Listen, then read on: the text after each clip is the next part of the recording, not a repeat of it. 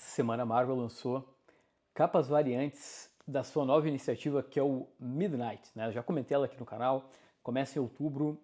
Gente, vocês estão vendo isso? É porque assim, no momento tá meio vaga a ideia do que exatamente é esse mundo. Tá, parece um mundo claramente né, inspirado no terror, mas aí os X-Men são vampiro. Cara, o Homem-Aranha ele parece estar sendo... Calma, ó, tem mais imagens, ó. Caraca, a Gata Negra com um gato... Meu Deus, que bizarro. Tá, o Homem-Aranha, ele parece estar possuído por algum tipo de criatura. Velho, isso aí me lembra, sei lá, a mosca. Eu genuinamente tô achando legal. E olha isso aqui, velho. O design. Só que tá esquisito, que parece um negócio meio ninja, né? Mas tem essa aranha no peito, que é uma aranha de verdade, e um sangue na volta. Olha o quarteto. Agora a gente tem uma noção melhor aí como é que deve funcionar os poderes, né, dos heróis. Olha, cara, o Reed Richards meio cara de barro, aí... mas assim também, né, parece que cada um tá com uma ideia, né, meio freestyle, né, o Reed tem umas bolhas e ele parece uma massa de modelar. Aí o outro Reed, ele é, né, tá com a borracha meio que falhando.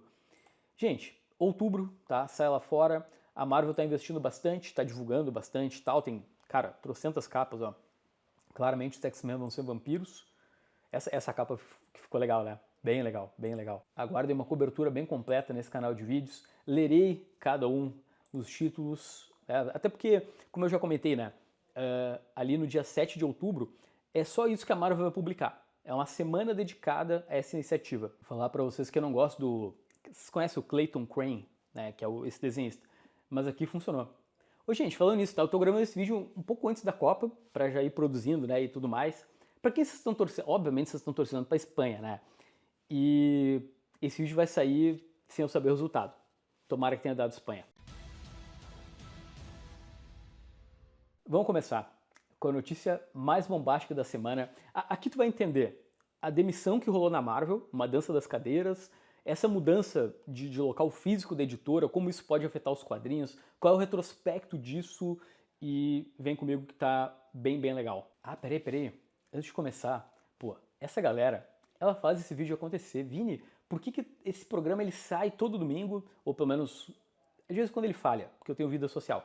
Mas enfim, né, é graças a catarse.me/2quadrinhos, por 5 pila, já coloca o teu nome aqui, R$10 tu já participa de sorteio, cara, os melhores sorteios da Gibsfera, inclusive semana que vem vai ter sorteio, tá? Então fiquem atentos. Bom, sobre essa mudança da Marvel, tá, vamos lá, a notícia é, a Marvel sai de Nova York e vai para Burbank, ou seja, sai da costa leste dos Estados Unidos e vai lá para a costa oeste, que é onde fica toda a parte da Disney, né, de cinema, etc. Ô Vini, pô, mas grande coisa, né, uma mudança de local, né, isso vai afetar os quadrinhos? Isso é realmente relevante para o leitor? Primeiro de tudo, vocês sabem que o universo Marvel ele é muito conectado com a questão de Nova York, né? Desde 1939, quando foi fundada a Timely Comics, né, o que seria pré-Marvel, a editora ela é de Nova York, ponto.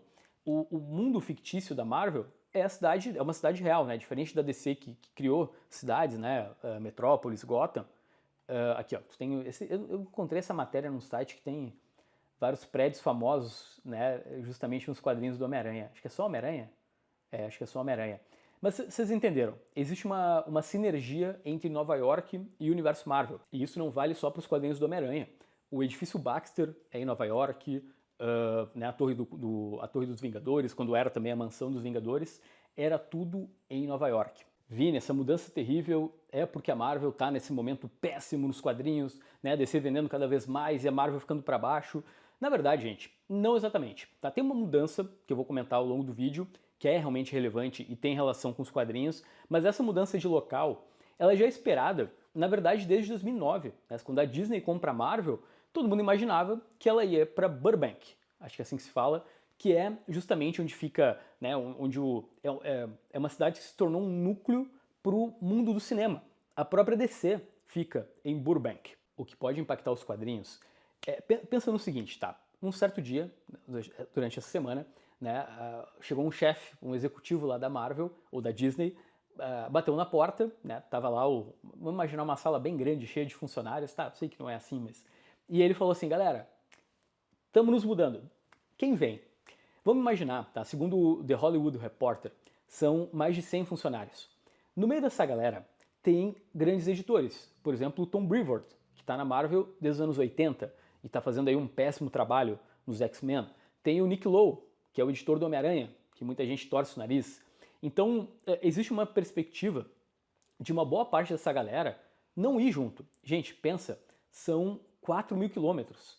Sei lá, é como sair da costa leste e ir para oeste. É como eu aqui de Porto Alegre fazer uma viagem para Roraima. Vini, isso quer dizer que, sei lá, Jonathan Hickman pode acabar saindo da Marvel, né? Será que os grandes nomes, que já são tão poucos, de repente não vão acompanhar a mudança?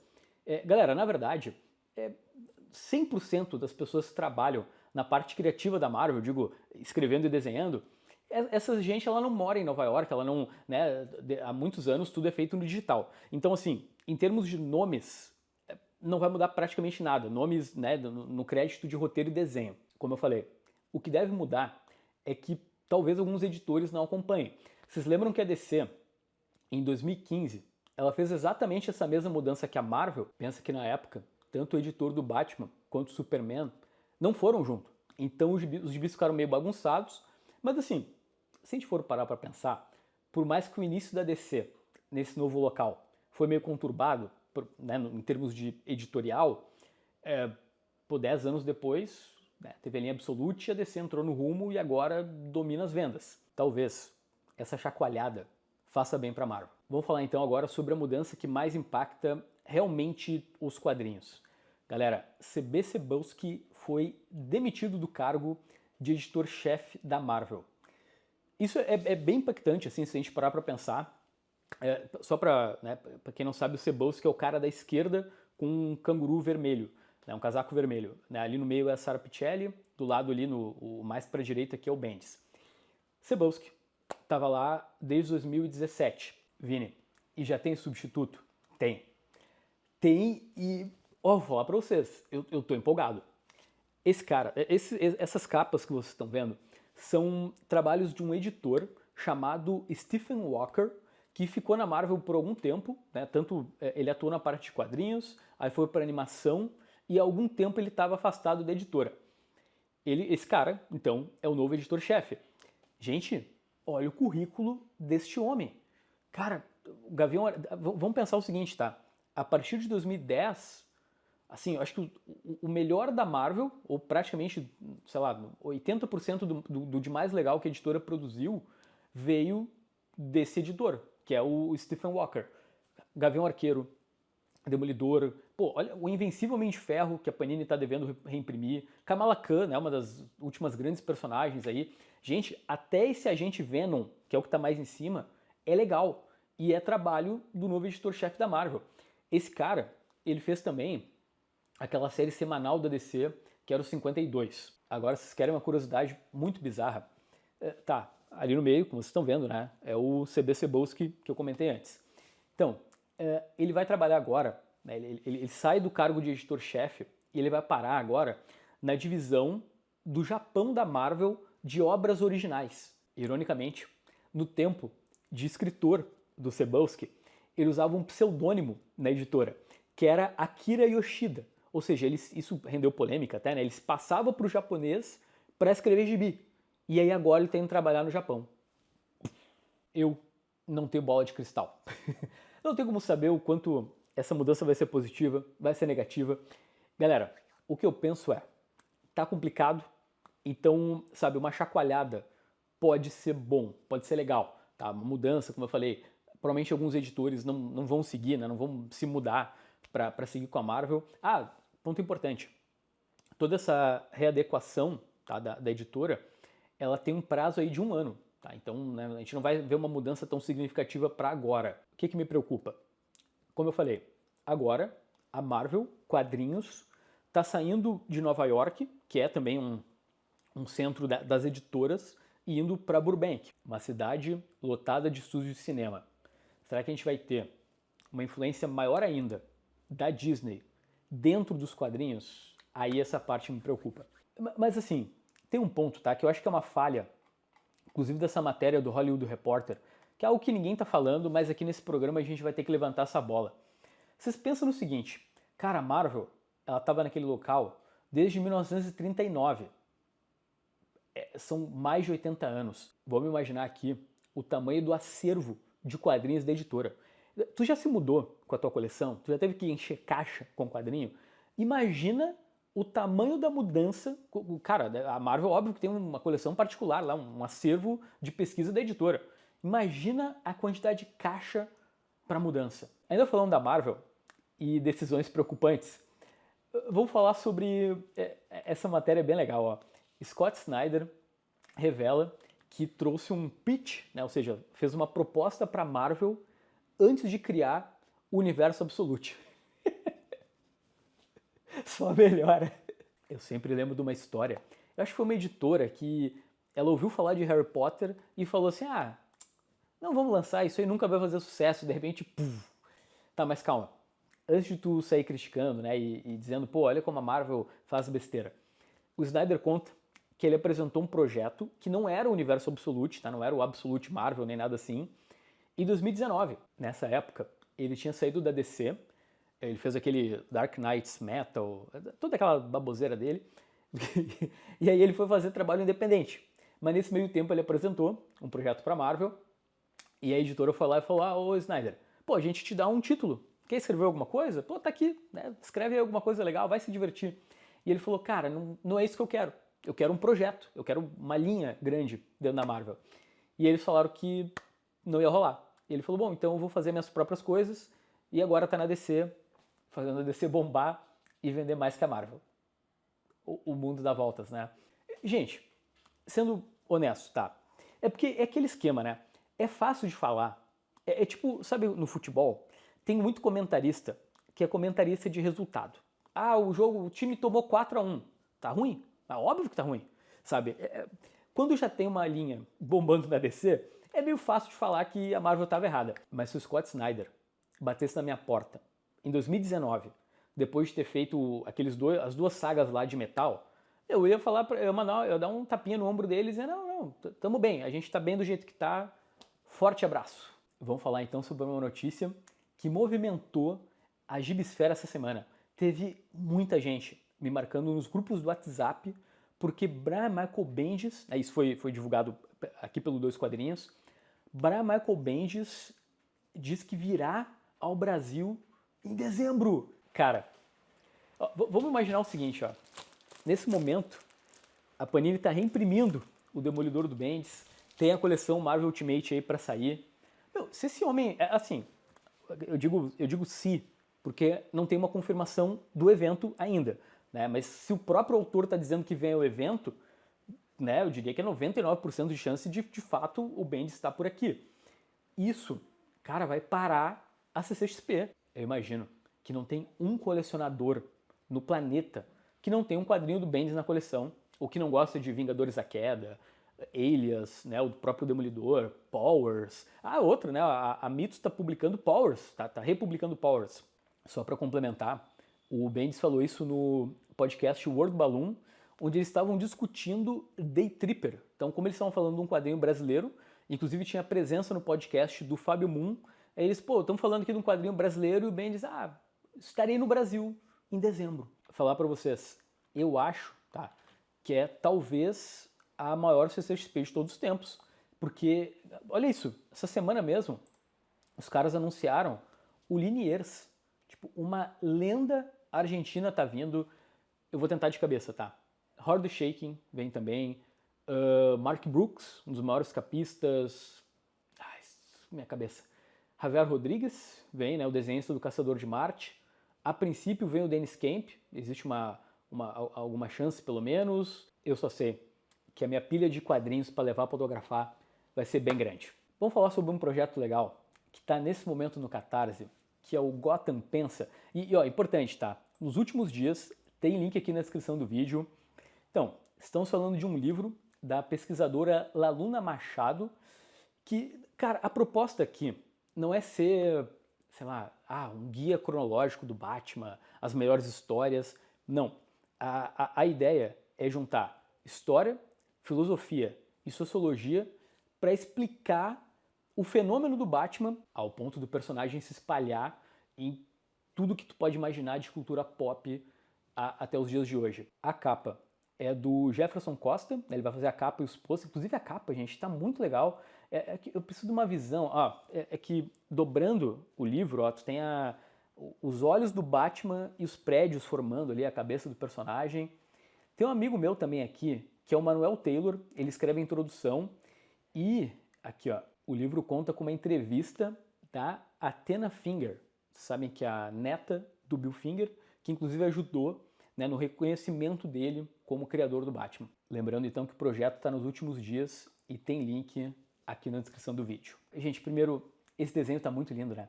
Cara, o Rafael Albuquerque, ele é um monstro, eu fico apavorado. Então, Absolute, Arqueiro Verde, foi estendido nos Estados Unidos. Você sabe que, né, o quadrinho, já tem vídeo aqui no canal sobre esse quadrinho, é um sucesso absurdo, assim, é o Arqueiro Verde matador de bilionário, sabe?